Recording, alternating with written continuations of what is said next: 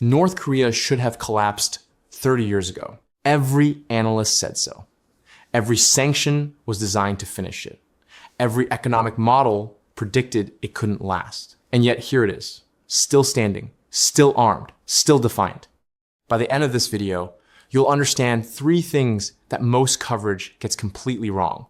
Why China has never truly wanted North Korea to disappear, how a country this poor keeps its regime economically alive, and why the United States has spent decades trying to solve a problem it fundamentally misreads.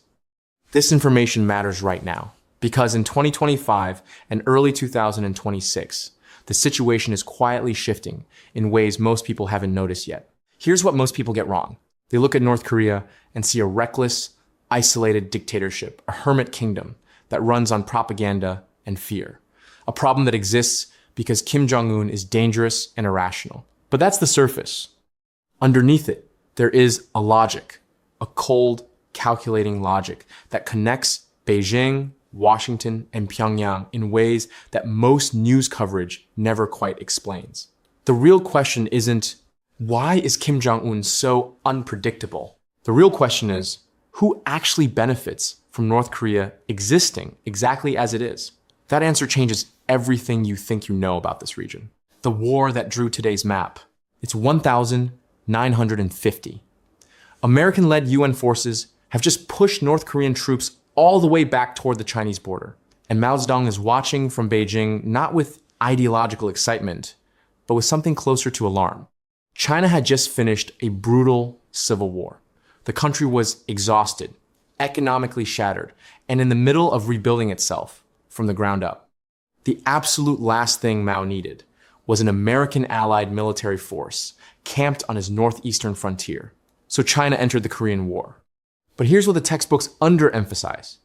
China did not enter primarily to save communism. China entered to save distance. Think about that framing for a moment. The Korean War, from Beijing's perspective, was never really about Korea.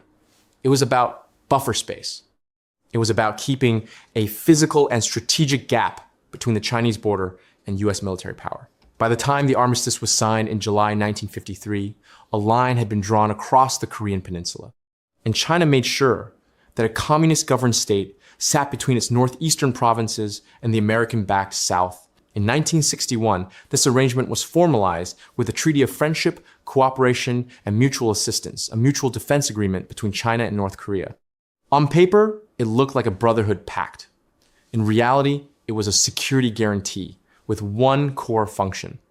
If North Korea faced collapse or invasion, China would act. But here is the detail that almost always gets lost. Even in those early years, this was not a comfortable alliance. Mao and Kim Il-sung had genuine friction. North Korea wanted autonomy. China wanted a stable, predictable buffer, not a volatile client that kept making its own decisions. According to the Wilson Center's historical research on the origins of the Korean War, the relationship was built on mutual necessity, not mutual trust. The lips and teeth metaphor that Chinese officials love to use? Even back then, the lips and teeth were occasionally biting each other. And when the shared ideology of communism started fading, when China pivoted toward markets in the 1980s and the Soviet Union dissolved entirely, that buffer zone logic became the only real foundation. The relationship had left. Which raises the question, what happens when ideology is gone and only geometry remains? The myth of communist brotherhood. Let's be direct about something. There is no communist brotherhood between China and North Korea. There hasn't been for a long time if it ever truly existed. During the 1960s and 70s, Kim Il-sung played China and the Soviet Union against each other with remarkable skill, extracting aid from both while committing fully to neither. He was never Beijing's puppet. He was a survivor who understood leverage better than most. The US, China Economic and Security Review Commission, noted in its 2022 analysis of the China-North Korea strategic rift that this relationship has been defined by structural tensions and strategic distrust as much as by cooperation. After the Soviet Union collapsed in 1991, North Korea lost its other major patron. China became the default economic lifeline almost by elimination. But Beijing was uncomfortable with this role from the beginning.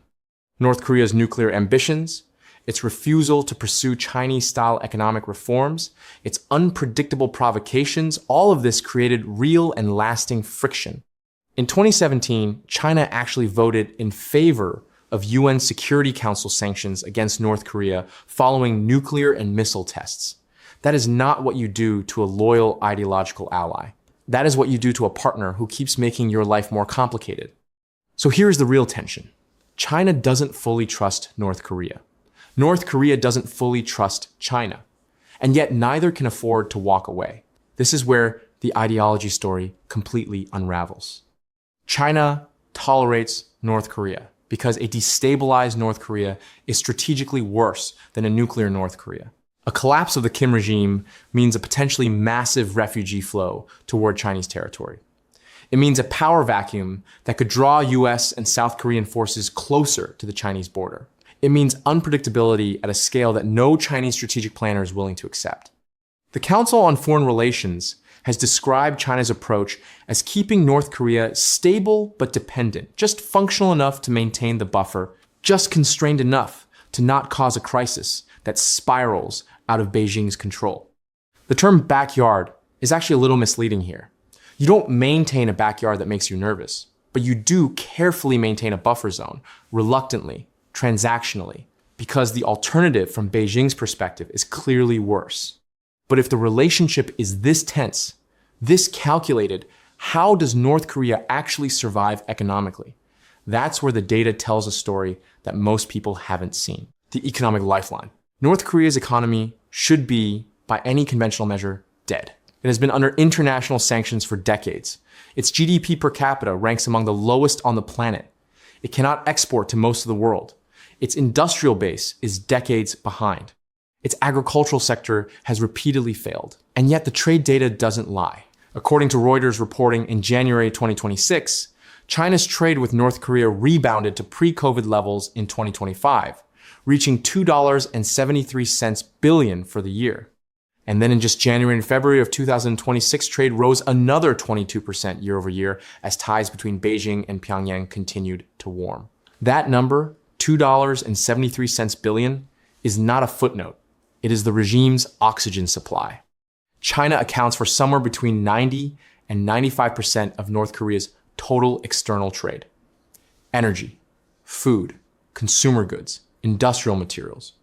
Everything that prevents the North Korean economy from terminal collapse flows through China and specifically through the border crossing at Dandong, a city in China's Liaoning province that sits directly across the Yalu River from the North Korean city of Sinuiju. During COVID, China sealed that border almost completely. North Korea's economy contracted severely. When the border reopened and trade resumed, the numbers climbed immediately. The direct correlation is almost perfect. That tells you something fundamental. The regime's survival isn't primarily about military strength or ideological loyalty. It's about one trade artery, and Beijing controls it. Here's the part that surprises most people.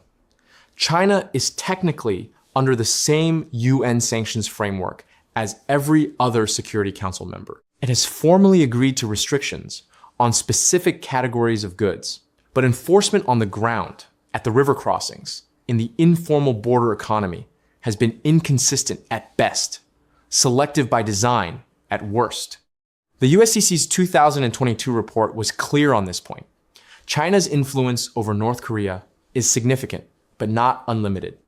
And Beijing uses economic access as a strategic instrument, tightening the flow when it wants to signal displeasure after a nuclear provocation, loosening it when it wants to prevent destabilization or send its own diplomatic signal. China, in other words, has a dial, an economic dial. And the question of who controls that dial and when they choose to turn it is at the center of every conversation Washington has been trying to have with Beijing for 2 decades. Why the United States can't solve this alone. Every US administration since Bill Clinton has had a North Korea strategy. Engagement, pressure, maximum pressure, diplomatic overtures, back-channel talks, 6-party negotiations, direct summits. None of it has produced denuclearization. Here's the structural reason why. Washington tends to treat North Korea as a nuclear problem. Eliminate the weapons program, the thinking goes, and the security crisis resolves. But from Beijing's perspective, the nuclear issue is almost secondary. The primary concern is the times, strategic architecture times on the Korean Peninsula as a whole. South Korea currently hosts approximately 28,500 US troops. Japan hosts tens of thousands more across multiple bases. The US deployed the THAAD missile defense system to South Korea in 2017 over China's sustained and vociferous objections. China argued, not without logic, that THAAD's radar range extended well into Chinese territory. Look at that map from Beijing's perspective. You don't see a missile defense system pointed at Pyongyang. You see a surveillance and strike infrastructure pointed at you.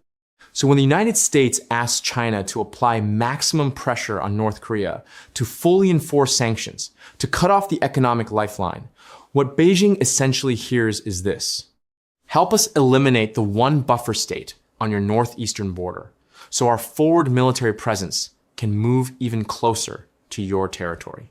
That is not a compelling offer. This is the structural trap that has defined US-China-North Korea relations for 70 years. Washington needs Beijing's cooperation to pressure Pyongyang. Beijing has leverage over Pyongyang, but limited incentive to fully deploy it. And North Korea, understanding this dynamic with remarkable clarity, exploits the gap brilliantly. Every missile test forces a diplomatic scramble. Washington needs Beijing engaged. Beijing extracts relevance and concessions. North Korea buys time for its weapons program. The cycle repeats.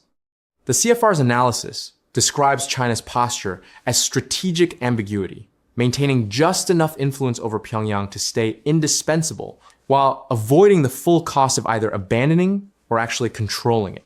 From Washington's perspective, that ambiguity is the single most frustrating feature of the entire three-decade standoff. But in the last 2 years, something in this system has started shifting, and it's not coming from Washington or Beijing. It's coming from Moscow. The system shifts and North Korea gains leverage. In March 2024, Russia vetoed the renewal of the UN panel of experts, tasked with monitoring North Korea's sanctions compliance. That panel had operated since 2009. Its function was to investigate violations and report back to the Security Council. Russia killed it permanently. Why does that matter? Because the international community's ability to formally document what is crossing the border, which weapons, which materials, which money flows, just became dramatically weaker. Simultaneously, North Korea deepened its relationship with Russia in ways that would have seemed almost unimaginable 5 years ago. According to reporting from CSIS's Beyond Parallel project, and confirmed by a May 2025 joint statement from the US Department of State's Multilateral Sanctions Monitoring Team, North Korea provided Russia with artillery shells, ballistic missiles, and likely military personnel to support operations in Ukraine. In return, North Korea received economic assistance, energy support, and almost certainly access to military technology it had been cut off from for decades. Here is where the geopolitics gets genuinely complicated. For decades, China was North Korea's primary patron, the sole economic lifeline. The relationship was unequal by design, and Beijing preferred it that way. A financially dependent Pyongyang was a manageable Pyongyang. Now, North Korea has an alternative patron. It has options. It has leverage it didn't have before. And Beijing, which built its entire approach to North Korea on the premise of exclusive economic dependency, suddenly finds itself in a more complicated position than it has occupied since the Cold War ended. Reuters reported in March 2026 that China is actively working to rebuild its grip on North Korea, reopening transportation links, increasing high-level diplomatic contacts, and accelerating trade. The 22% trade increase in the first 2 months of 2026 is not accidental. It is Beijing signaling clearly and deliberately that it intends to remain the dominant external partner before the Russia relationship becomes something it can't compete with. What you're watching right now, in real time, is a quiet competition for influence over the world's most opaque regime. China wants North Korea firmly in its orbit. Russia sees an opportunity it hasn't had since the Soviet era. The United States watches this triangulation and understands, perhaps more clearly than at any point in recent decades, that denuclearization was never really the end game. Managing the spread of instability is. And North Korea, as always, is playing every card it holds. Here's what all of this adds up to. North Korea is not a failed state that keeps surviving by accident. It is a state that survives because its collapse would generate larger problems than its continued existence. China doesn't love it. China doesn't trust it. But China doesn't want it gone. Not on American terms, not with US forces potentially advancing to the Yalu River, not without a framework that guarantees Chinese interests on the peninsula. The sanctions haven't worked not because they were poorly designed, but because the country controlling the economic lifeline never had a full incentive to enforce them completely. The diplomatic talks haven't worked because each actor is solving a fundamentally different problem. Washington wants denuclearization. Beijing wants buffer preservation. Pyongyang wants regime survival. These three objectives have never been compatible. They haven't been for 7 decades. Most analysts ask, why won't China pressure North Korea more? But that is the wrong question. The right question is, what would China actually gain by solving the North Korea problem on Washington's terms? A unified Korean peninsula potentially aligned with the United States? More American troops positioned on its northeastern border? The elimination of its most useful bargaining chip in every high-stakes negotiation about Taiwan, trade policy, and the South China Sea? No. North Korea, kept at low boil, unstable enough to demand attention, stable enough to not collapse, costs China very little. It costs the United States enormous diplomatic energy, constant military repositioning, alliance management across the entire Indo-Pacific, and decades of strategic focus. That is the real game being played. And North Korea, the poorest country on its continent, has been winning it for decades. If this changed how you think about North Korea, or about how great powers actually operate behind the official statements, subscribe. We break down geopolitics at this level every single week. Drop a comment below. Do you think North Korea will still exist in its current form 20 years from now? I genuinely want to know what you think and why.